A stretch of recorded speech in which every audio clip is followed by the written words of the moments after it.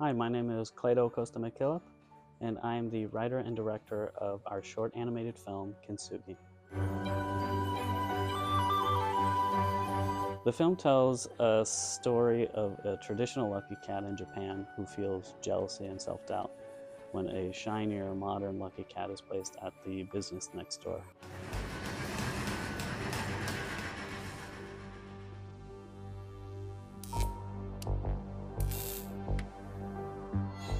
The inspiration was to create a universal story relatable to all ages. It explores insecurities about our appearance and behavior, highlighting the struggle of emulating others and the damage that can do to our self identity. It emphasizes accepting our flaws and imperfections as unique qualities.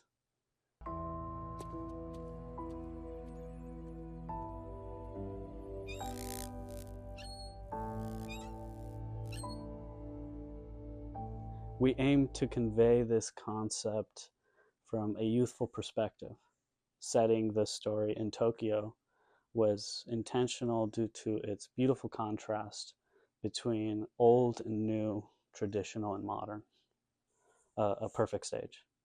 The Japanese art of kintsugi, which celebrates the beauty of imperfections, provided an incredibly poetic resolution to the story.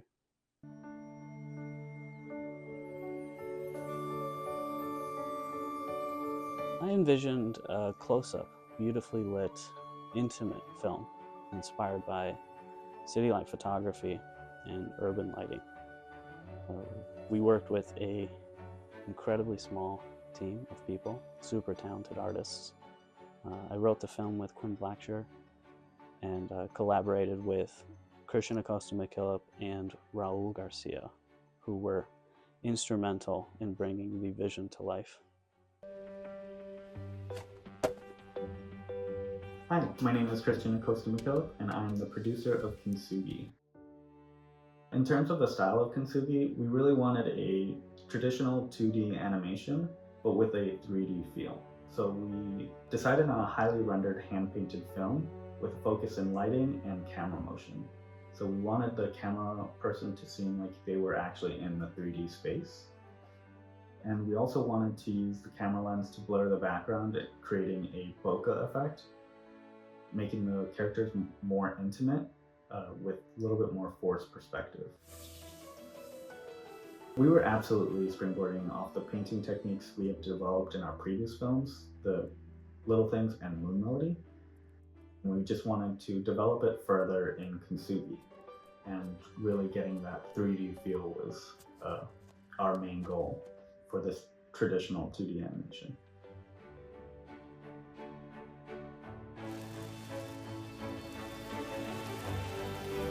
The film's style is intentional, with a close-up feel for the main character's world. There's so much happening outside of this character's world, but I wanted to focus on how our main Lucky Cat was feeling. Staying close and vulnerable allowed for the audience to feel with our character.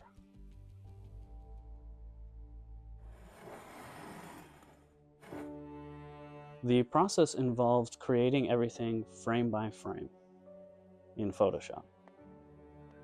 We painted everything in 2D layers, 2D flat layers, from the backgrounds to the animations, and assembled everything, all the scenes put together on a 3D plane in After Effects, adding lighting and Z-depth effects, making the world feel bigger. Hi, I'm Quinn Blackshear, and I'm an artist and co-writer for our film, Kintsugi. As artists, we relate to our main character's insecurities. We started Sugar Animation Studios so that we can create our own projects and put them out into the world. But when doing so, putting your own ideas out there can be really scary. It's easy to be insecure about the work you're creating and second guess if it's good enough. We just hope that fellow creatives will watch Kintsugi and relate to our main character, the Lucky Cat, and know that when you have doubts, you and your work are still absolutely wonderful. It took us about 3 years to make Kintsugi, but the majority of that time was used in writing the story. We went back and forth to make sure that the storyline that we were including was clear and concise.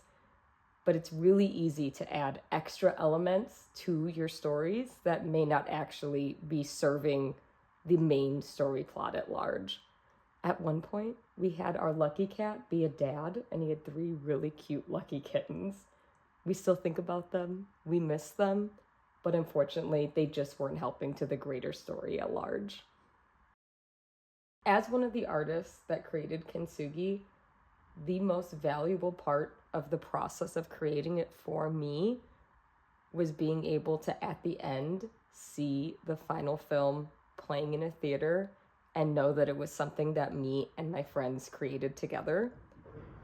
I don't want anyone to think that they have to wait for a grand opportunity to create a wonderful body of work.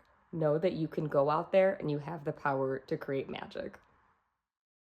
We were really inspired by this story to take place in Japan because of Japan's environment being both modern and traditional.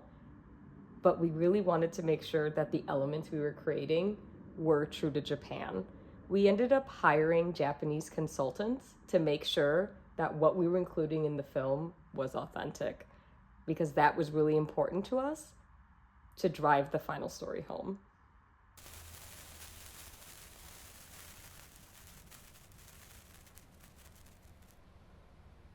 Choosing to create the film without dialogue was to ensure universal accessibility, eliminating language barriers and allowing the story to connect on a deeper level. My affinity for nonverbal storytelling comes from my experience of understanding cartoons without knowing the language when I first moved to the US. And this decision made music crucial.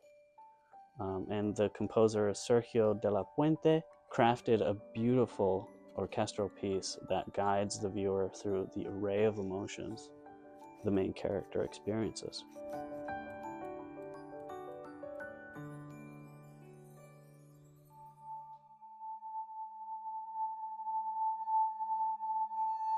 My name is Dante Fumo, and I was the sound designer and mixer on Kintsugi.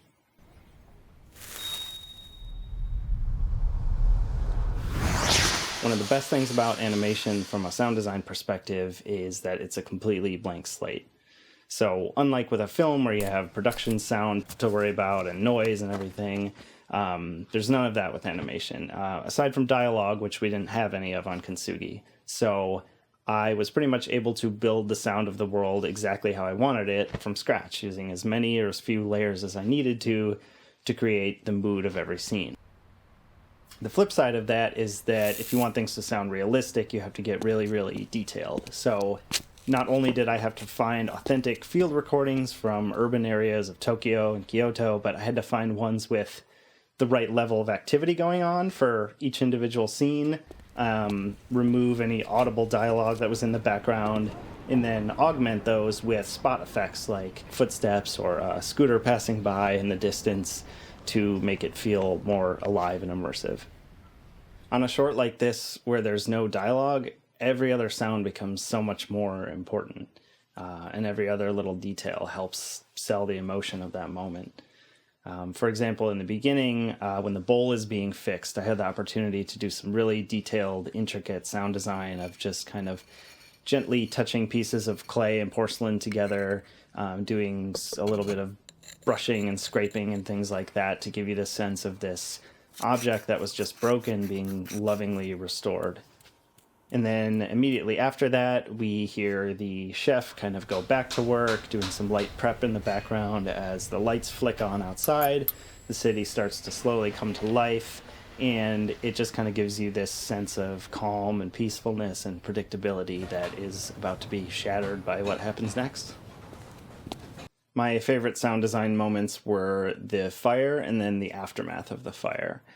So it starts out with kind of this fizzy, fun sparkler sound, and as soon as the fire catches, there's an extra layer of kind of more crackly fire. Additional layers start coming in, perspective starts changing until it is built into this massive wall of flame that sounds a lot more menacing. And then we have the moment where our hero gets knocked off the counter, starts falling in slow motion, and you hear that ringing sound from the beginning again. And although you don't see the impact, you hear the shattering, and you know that this is not good. But my actual favorite part is the very next shot where we fade in, the cat is lying on the ground, and you hear this water dripping all around from the water that was used to put out the fire. And I love that sound because it reminds me of just after a really violent thunderstorm or something. The danger has passed, and now you hear just this soft dripping coming from all around you, and the world doesn't sound like it normally does. I mixed Kintsugi in Dolby Atmos to take advantage of the extra dimension of height above the listener. So there are scenes like the fireworks scene where I used a really immersive ambisonic fireworks recording that you can hear in front of you, above you, and then also echoing off to the sides and behind you, which just makes you feel like you're really there.